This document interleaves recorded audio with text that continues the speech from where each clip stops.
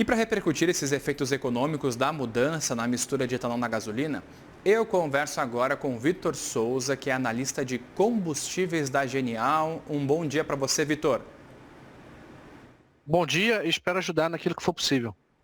Obrigado, Vitor. Vamos lá. A gente está então já com essa medida sendo executada aqui no país. O Brasil hoje é o país que mais tem etanol misturado na gasolina no mundo todo. A nossa frota vai conseguir andar bem com esse novo combustível, Vitor? A maior parte, sim. É importante mencionar que hoje, quando a gente pega toda a frota brasileira, 90% dos carros produzidos, eles já, aliás, dos carros que estão rodando, eles já são carros flex. Então,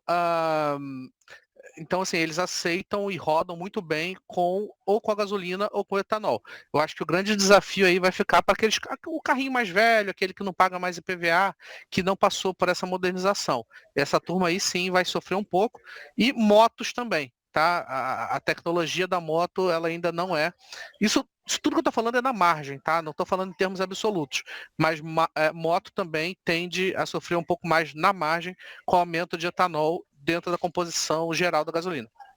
A gente tem agora um terço do combustível sendo formado por etanol e nós temos também a opção de abastecer o carro com etanol nos postos.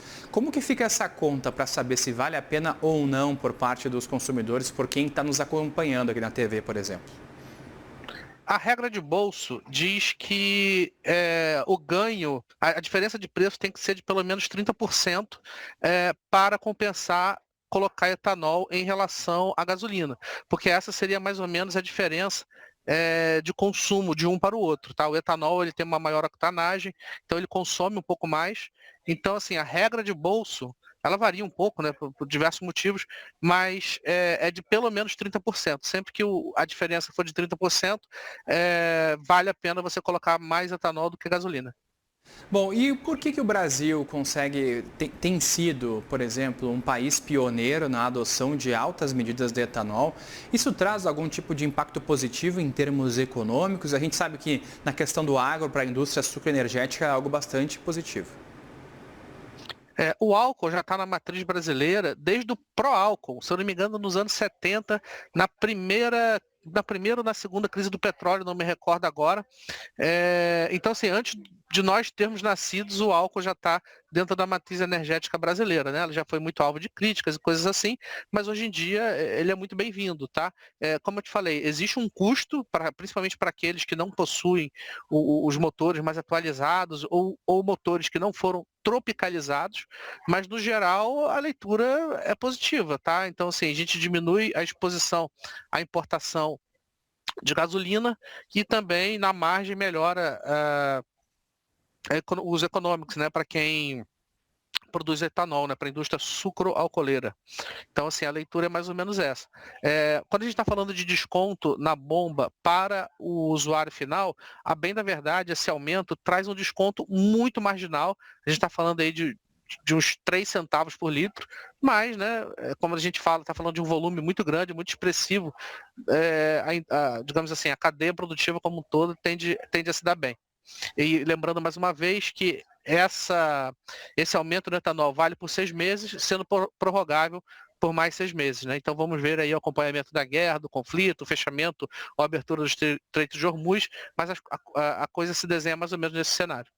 E essa medida deixa o Brasil, por exemplo, mais imune às mutações do preço do petróleo, a esses problemas mundiais que acontecem e que acabam impactando os combustíveis fósseis como um todo, já que nós temos uma matriz própria e que consegue ser forte, mais forte perante outros países? Marginalmente, sim. Como você mesmo mencionou no início da nossa conversa, a economia, entre aspas, né? Mas é uma economia. O Brasil deixa de importar, acho que 450 milhões de barris, acho que foi isso que você falou, né? Me corrija se eu estiver errado. Mas no limite, sim, né? Ele troca uma fonte que precisa ser importada por outra que a gente já tem aqui dentro de casa, tá? Mas como eu mencionei, também existe ali, no final do dia, a economia, ela não é tão relevante na bomba assim, a gente está falando de 3 centavos por litro do barril, que esses 3 centavos eles são compensados por um maior consumo, né? O etanol ele consome um pouco mais, mas no limite sim, né? A gente fica menos exposto a oscilações e choques desagradáveis que vem de fora. Então, se nós temos uma redução do desempenho dos carros, por conta do combustível estar um pouco diferente, mais misturado, com mais álcool, que tem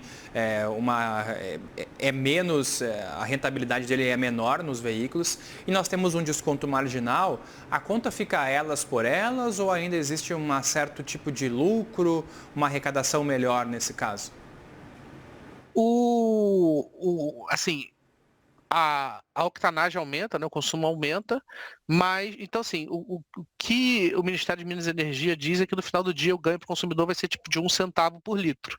É muito marginal, assim, é quase nada, mas eu acho que o verdadeiro benefício está dentro da cadeia produtiva, né, energética brasileira e mais especificamente a sucroalcooleira. E o Brasil estuda ainda, por exemplo, Vitor, aumentar, né, depois desses testes, se tudo acontecer bem, aumentar ainda mais a questão do etanol na mistura da gasolina para patamares como 35%, 36% em um futuro. Aí nós pararemos de ter tanta essa dependência, essa é uma medida que já é analisada, será que o setor consegue já mensurar e trazer um indicativo positivo ou negativo? Ela é mencionada, o que é bem diferente dela ser posta em prática.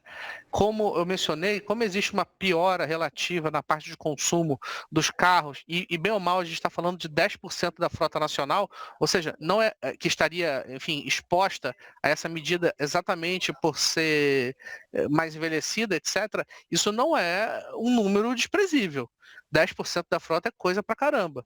Então, eu acho que é isso que no final do dia a gente tem que ficar de olho. Então, assim, respondendo a sua pergunta de maneira objetiva, sim, pode ser aumentado, inclusive a indústria fala abertamente em até 35%, mas com esse impacto na margem que eu mencionei, né?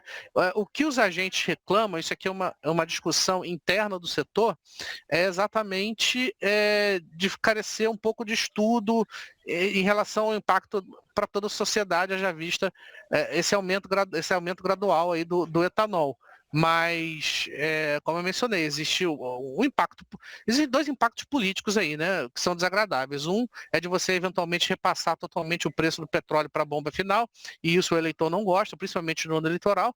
E o outro é exatamente você aumentar o etanol e fazer com que seja o consumo dos combustíveis e daqueles carros mais velhos, eles passarem por problemas mecânicos.